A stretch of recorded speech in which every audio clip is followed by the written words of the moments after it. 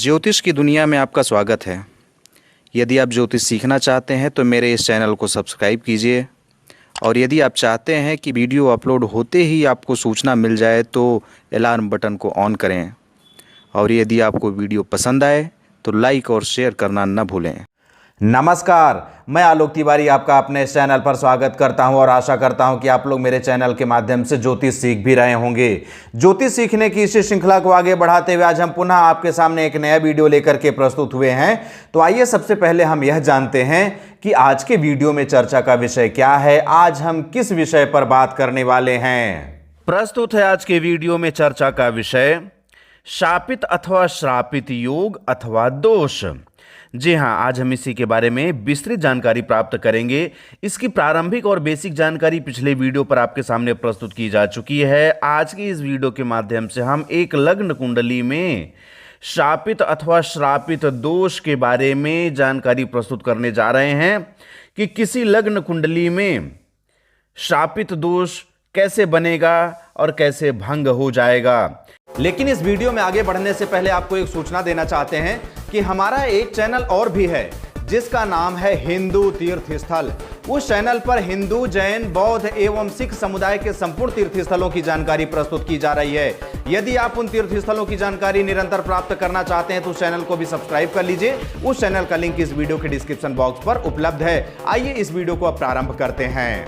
इस अध्ययन को आगे बढ़ाने के लिए अर्थात इस अध्ययन हेतु मकर लग्न की कुंडली लिया गया है। आप देख पा रहे हैं 10 नंबर की कुंडली है, अर्थात मकर लग्न की कुंडली है। और इसी लग्न कुंडली में हम सभी 12 भावों में शनि और राहु की युति के माध्यम से यह समझने का प्रयास करेंगे कि किस भाव में शापित दोष बन रहा है, किस भाव में भंग हो रहा है अर्थात किस भाव में शुभ फल दे रहा है। जिस भाव में भंग हो जाएगा उस भाव में शुभ फल देगा।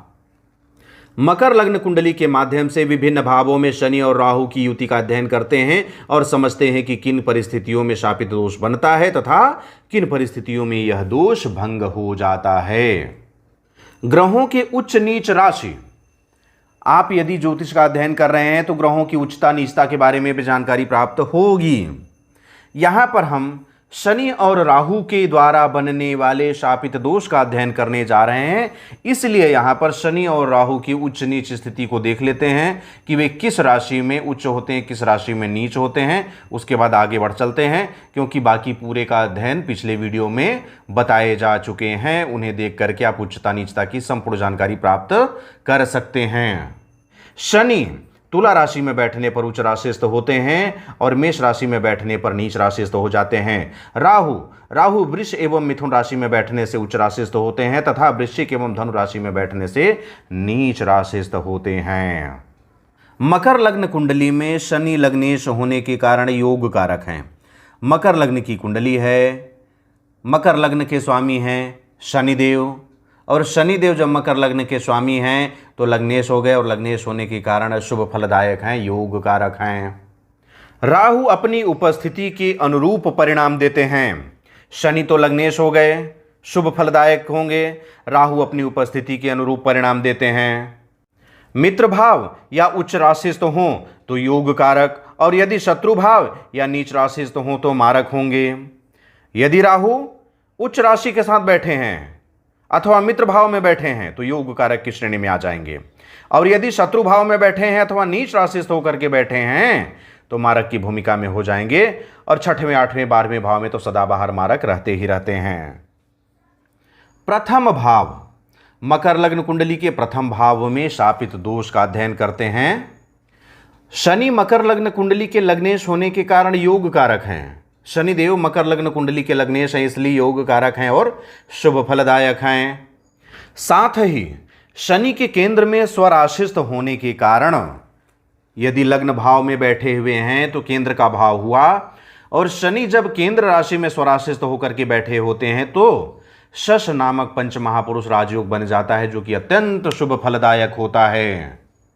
राहु भी मित्र शनि के भाव में बैठे होने से योग कारक की स्थिति में हैं।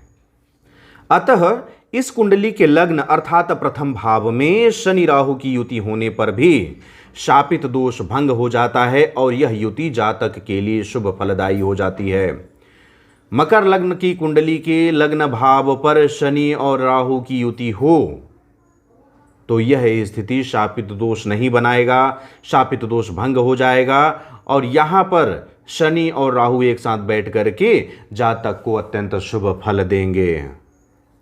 द्वितीय भाव, शनि मकर लग्न कुंडली के लग्नेश होने के कारण योग कारक हैं। मकर लग्न की कुंडली में शनि देव लग्नेश होते हैं, इसलिए वे शुभ हैं, योग कारक हैं।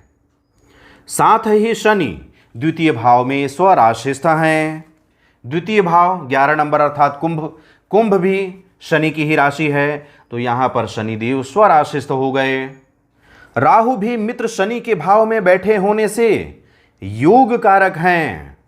अतः इस कुंडली के द्वितीय भाव में अर्थात मकर लग्न कुंडली के द्वितीय भाव में भी शनि राहु की युति होने पर शापित दोष भंग हो जाता है। यहां पर भी शनि और राहु एक साथ बैठे होंगे तो शापित दोष नहीं बनेगा, यह भंग हो जाएगा और यह युति जातक के लिए अत्यंत शुभ फलदायक हो जाएगी, कोई न कोई शुभ फल अवश्य देगी, साथ ही साथ कुंडली के अशुभ प्रभावों का भी दमन करती जाएगी।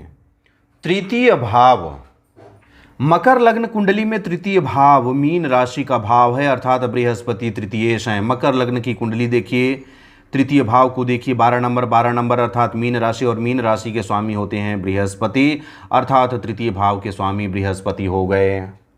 बृहस्पति और शनि एक दूसरे के शत्रु हैं, लेकिन शनि लग्नेश होने के कारण अशुभ परिणाम नहीं देंगे, क्योंकि शनिदेव मकर लग्न कुंडली के लग्नेश हैं और लग्नेश कभी भी अशुभ फल नहीं देते हैं, इसलिए शनिदेव यहां पर भी अशुभ फल नहीं देंगे। राहु तृतीय एवं एकादश भाव में सदैव सकारात्मक होते हैं, जिससे राहु तृतीय भाव में बैठे होने से योग कारक की स्थिति में हैं। राहु किसी भी कुंडली के तृतीय भाव में और एकादश भाव में सदैव शुभ फलदायक होते हैं। वहाँ पर कौन सी राशि बैठी है उससे कोई लेना देना नहीं है, मित्र राशि है या शत्रु राशि है इसका कोई लेना देना नहीं होता है। जब भी राहु यहाँ पर अथवा यहाँ पर तृतीय भाव अथवा एकादश भाव में बैठे होते हैं तो शुभ फल ही देते हैं। तो यहाँ पर शत्रु राशि में बैठे होने के बावजूद भी तृतीय भावस्थ होने से राहु शुभ फलदायक होंगे, योग कारक की श्रेणी में होंगे। अतः इस कुंडली के तृतीय भाव में शनि राहु की युति होने पर भी शापित दोष भंग हो जाता है, शापित दोष नहीं बनता है और यह युति जातक के लिए शुभ फलदायी हो जाती है। जातक के जीवन में शुभ फलों की प्राप्ति होगी और अशुभ फलों का दमन होता जाएगा। चतुर्थ भाव, मकर लग्न कुंडली में चतुर्थ भाव मेष राशि का भाव है अर्थात मंगल चतुर्थेश हैं।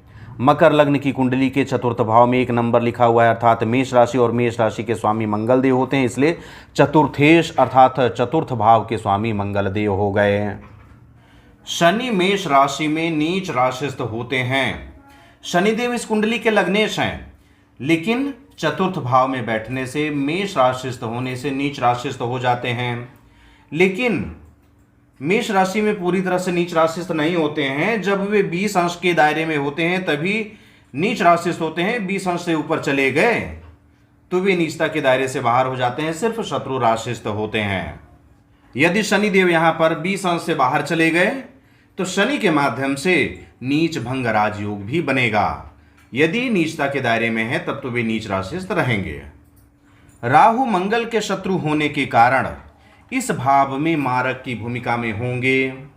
राहु मंगल के शत्रु हैं, चतुर्थ भाव में मंगल देव की राशि है, इसलिए इस भाव में जब भी राहु देव बैठेंगे तो वे मारक की भूमिका में होंगे।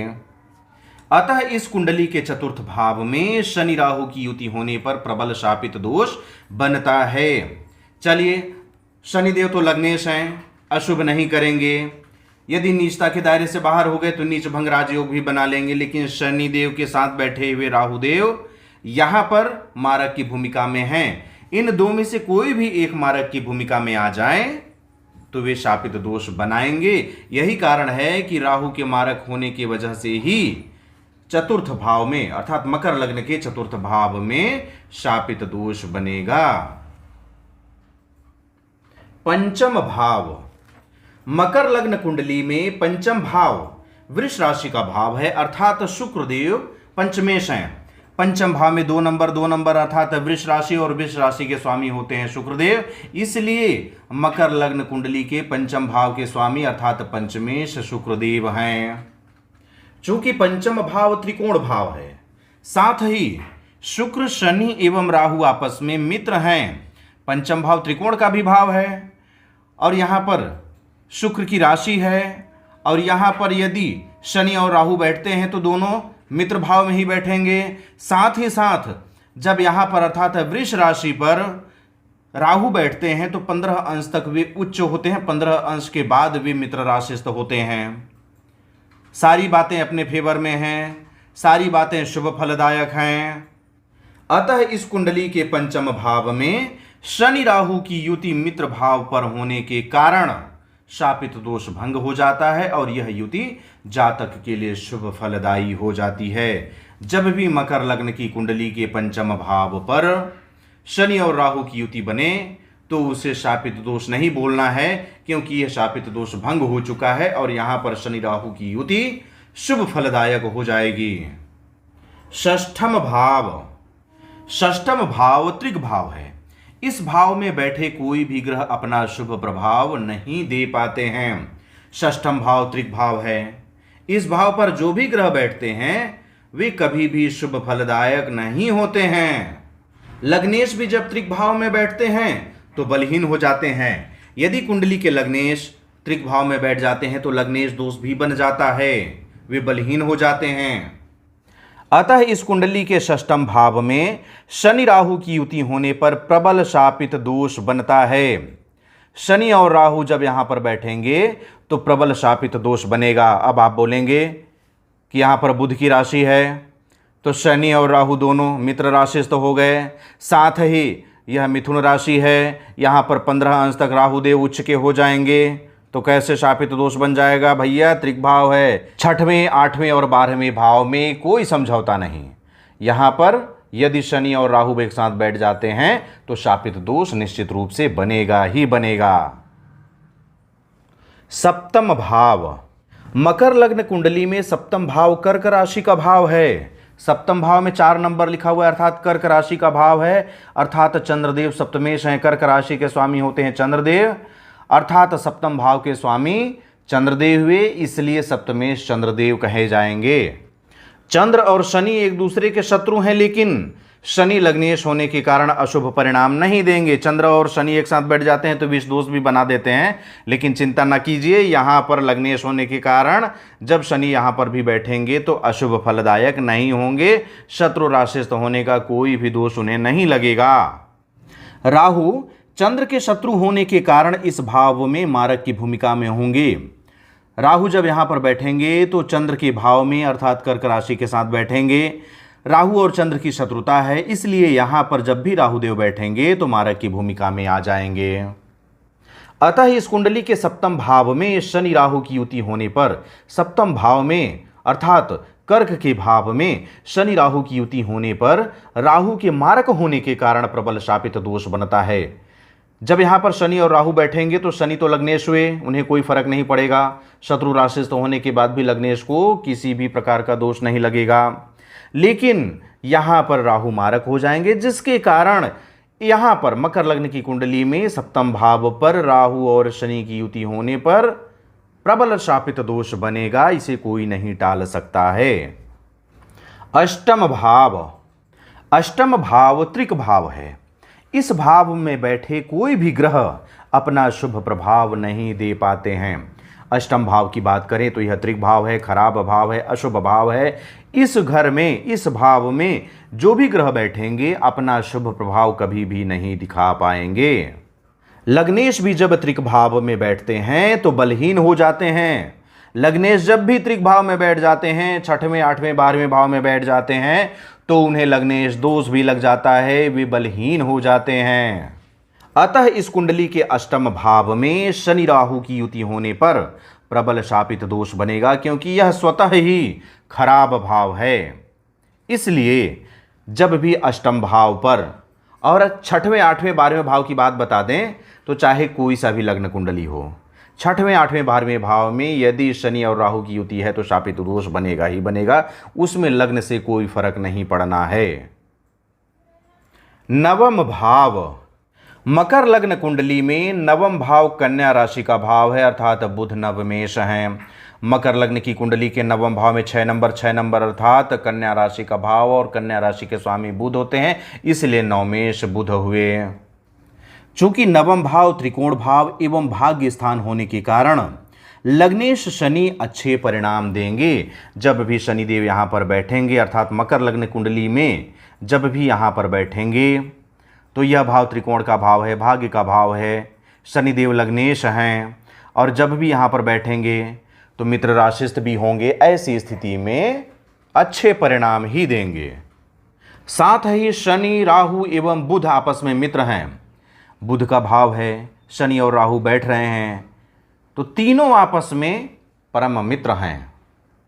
अतः इस कुंडली के पंचम भाव में शनि राहु की युति मित्र भाव पर होने के कारण शापित दोष भंग हो जाता है और यह युति जातक के लिए शुभ फलदायी हो जाती है। मकर लग्न की कुंडली हो, नववें भाव में शनि और राहु एक साथ बैठे हों तो यह स्थिति शापित दोष नहीं बनाएगा, शापित दोष भंग हो जाएगा और इनकी यह युति जातक के लिए शुभ फलदायक हो जाएगी। दशम भाव, मकर लग्न कुंडली में दशम भाव तुला राशि का भाव है, अर्थात शुक्र दशमेश हैं। मकर लग्न की कुंडली में 10वें भाव पर 7 नंबर लिखा हुआ है, 7 नंबर अर्थात तुला राशि, और तुला राशि होने के कारण तुला राशि के स्वामी शुक्रदेव हैं और शुक्रदेव यहाँ के स्वामी हुए, इसलिए शुक्रदेव को यहाँ पर दशमेश बोला गया। क्योंकि दशम भाव कर्म स्थान एवं केंद्र भाव होने के कारण लग्नेश शनि अच्छे परिणाम ही देंगे। यहाँ पर जब भी शनिदेव बैठेंगे तो अच्छे परिणाम ही देंगे। साथ ही साथ आपको एक बात और बता देते हैं कि तुला राशि शनिदेव के लिए उच्च राशि होती है।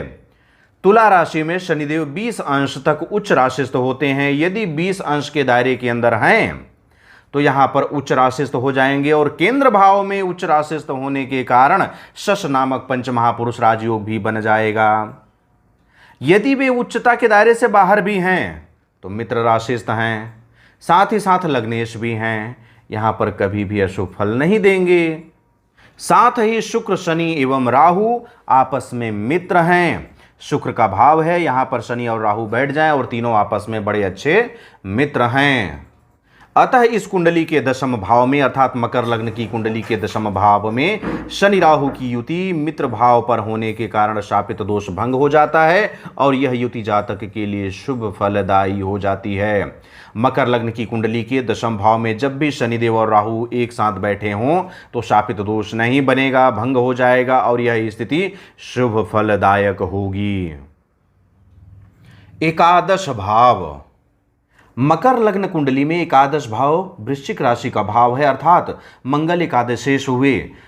मकर लग्न की कुंडली के एकादश भाव में 8 नंबर अर्थात वृश्चिक, और वृश्चिक के स्वामी मंगल, इसलिए एकादश भाव के स्वामी मंगल हुए, इसलिए मंगल को एकादशेष कहा जा रहा है। चूंकि शनि लग्नेश होने के कारण अच्छे परिणाम देंगे। शनि लग्नेश हैं, यहाँ पर बैठने के बाद भी वे अच्छे परिणाम देंगे। शत्रु राशिस्थ हैं लेकिन उसका कोई दोष उन्हें नहीं लगेगा।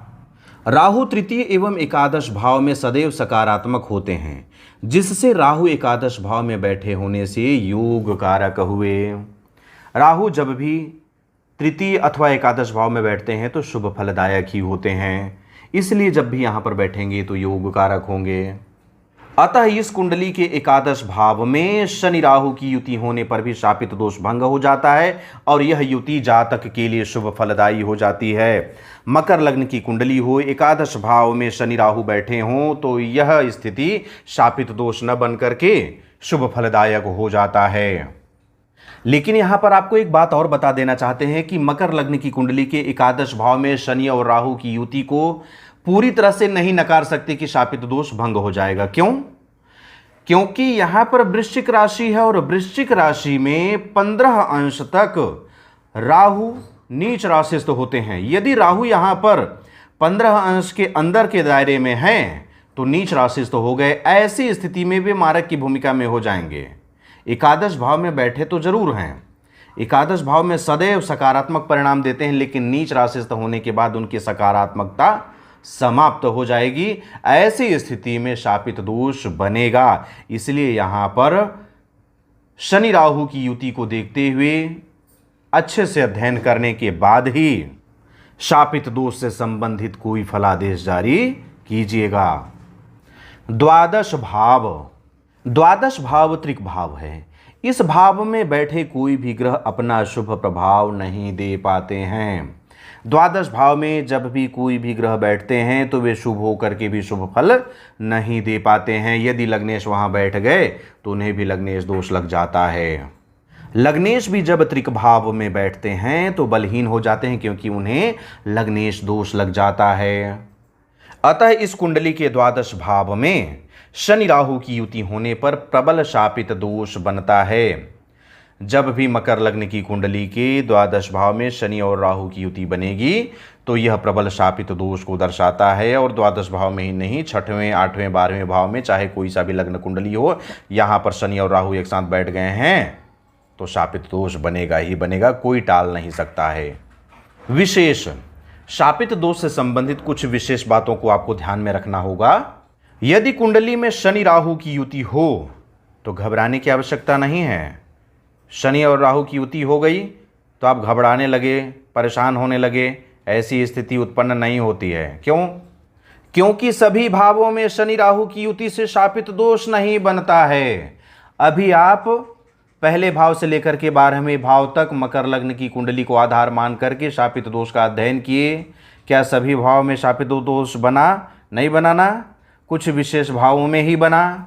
इसलिए यह कहा जा रहा है कि यदि आपकी कुंडली में भी शनि राहु की युति है तो घबराने की आवश्यकता नहीं है। पहले उसका अध्ययन कराइए, उसका विश्लेषण कराइए, उसके बाद उसका उपाय करिए। शापित दोष का निवारण।